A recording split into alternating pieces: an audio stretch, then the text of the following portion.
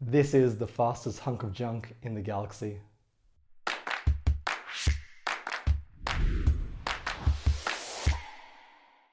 Hi, it's Steve here and welcome back to Mock It Up, your place for reviews of mock and LEGO compatible sets.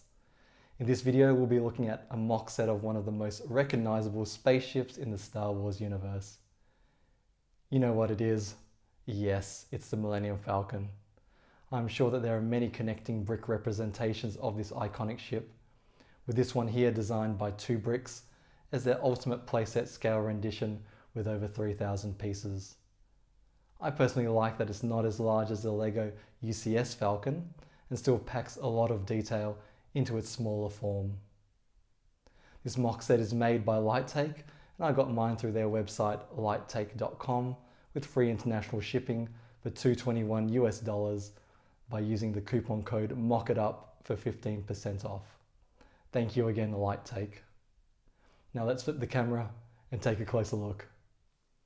This Millennium Falcon mock is about 47 centimeters long from front to back, about 38 centimeters wide from side to side, and stands about 18 centimeters when on its landing gear.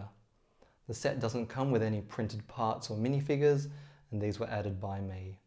For a casual Star Wars fan like myself that has watched the movies once or twice, I think it looks amazingly detailed and weathered like its big screen counterpart. It comes with both the older style circular dish and the newer style rectangular dish to suit your tastes. And perhaps I have strange taste as I like the circular dish and I also like Rey piloting the Falcon. Make your sets your own.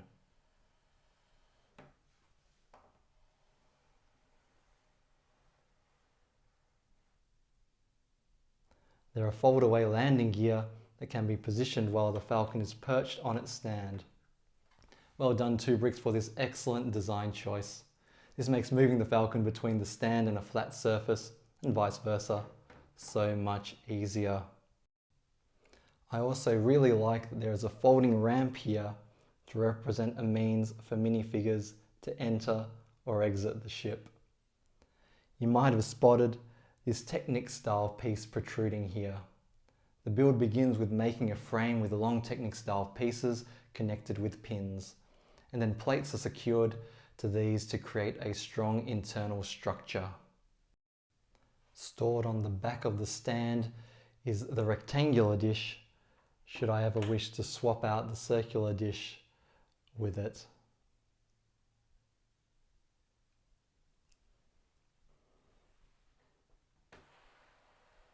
On the rear of the Falcon is its engine, or would this be the output from its engine? Does it even have an engine? Please let me know in the comments.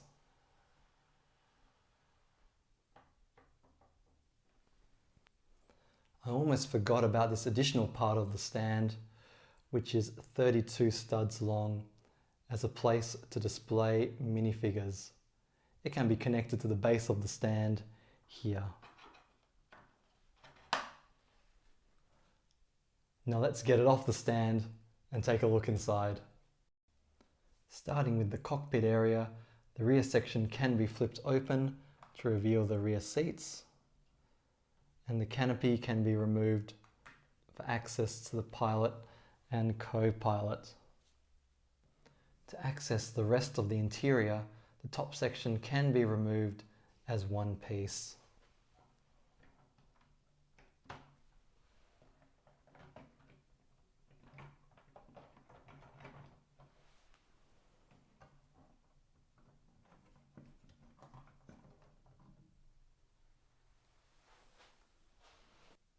Heading away from the cockpit and into the rest of the ship, there is a small storage area before reaching the main room. Here's the curved seat and table where I'm sure many scenes take place across the movies, like Chewbacca and R2-D2 playing that game. I vaguely recall Han Solo using the computer terminal in the first movie, I think. This white circular piece, I believe, represents the training droid that Luke uses to practice his lightsaber skills against. In the center of the Falcon are the top and bottom gunner positions. The gunner seat slides out for easy access.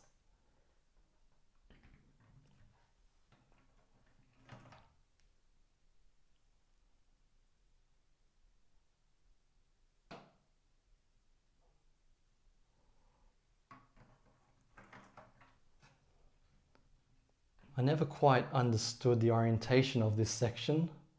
Different gravity or movie magic? I'm sure someone will let me know how it works. There are two corridors to the left and right of the central gunner section. The corridor behind the cockpit hallway has the folding ramp, while the other corridor has some nice wall detailing and some clips to store minifigure weapons and accessories. At the far end of each corridor is what looks to be an airlock. Or are these the escape pods? I can't recall these ever being used in the movies. Behind the central gunners section is a curved corridor that leads to the rear of the Falcon. The majority of the curved rear wall is taken up by what looks like the ship's power unit. I'm thinking the hyperdrive is in there somewhere. There's a floor hatch with tool case nearby, with my best guess being for emergency repairs. There's a galley to the left, though I can't recall a time of ever seeing this in the movies, nor seeing anyone eating or drinking aboard the Falcon. And to the right is the medical bay, which I'm thinking is the place where Finn attends to a wounded Chewie in the more recent movie.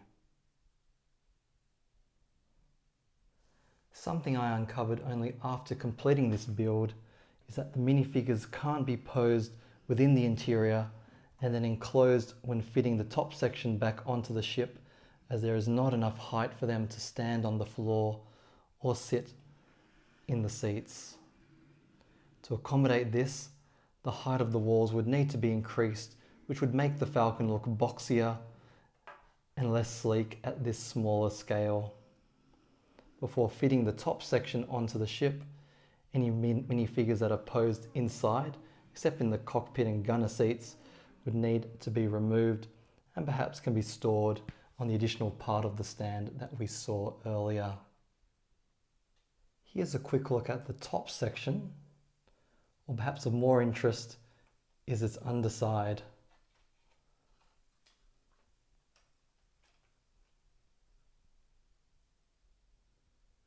The segments that make up the front and rear curve sections use ball and socket joints. The most fragile part of this Falcon for me is the connection point between the front curve section and the central section here. There are only two clips and bars connecting these sections together, and they like to come undone on me more often than not.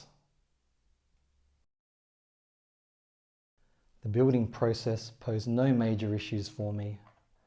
There were some steps in which I couldn't easily discern the placement of pieces and had to flip through the instructions for a different angle of the build for more clarity.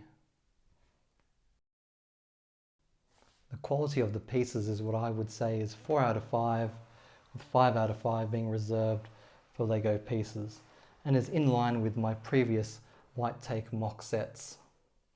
The colour, feel and fit is like LEGO, though there are more scratches on the smooth surfaces of pieces, and the pieces are perhaps a hair width smaller, leading to slightly larger gaps when they are connected together. Check out my review of the Tiki Surf Bar MOC set for more on this. Now let's flip the camera back now. When I think back to the shows and movies that I've watched, it's sometimes the vehicles that I remember more fondly. The Turtles van, the red seaplane that Porco Rosso flies, the DeLorean from Back to the Future, and of course the Millennium Falcon, to name but a few, as I could go on like this all day. With the pop culture market always continuing to grow, we can now buy extremely detailed replicas and finished models of the things from our favourite books, shows and movies. But there is something innately fulfilling when you've had a hand in making that thing that you love. And these connecting brick sets can provide us with a more accessible way to do this. I'll leave the discussion on the philosophy of connecting bricks for another time. I think that we can all agree that this representation of the Millennium Falcon designed by 2Bricks is outstanding. They have packed in so much detail into this smaller scale that I feel that it gives the UCS version a good run for its money. I'm sure that there are some die-hard Star Wars fans out there that would say that the oversized cockpit doesn't look quite right, or that the layout of the interior isn't 100%. So perhaps this isn't the ship that they are looking for. I, for one, definitely love how it looks. If you'd like your own 2Bricks designed Millennium Falcon MOC set, you can get yours from LighTake and use the coupon code MOCKITUP for 15% off. As always, thank you for watching this video. I've really enjoyed bringing it to you. See you in the next one. Bye for now. And of course the Millennium Falcon, to name but a few, as I could go on like this all day. Like the Thunder Tank and Feliner from Thundercats, mechs from Gundam, Robotech and Exo Squad, Mask, Mobile Armored Strike Command. God, I love that show, except for Scott and T-Bob. That RX-7 that Vin Diesel drives in the first Fast and Furious movie. I'm sure it had some hideously ghastly chrome wheels, but man, everything looks better in the dark, right? And Vehicle Voltron, geez, that guy doesn't get as much love as the Lions version.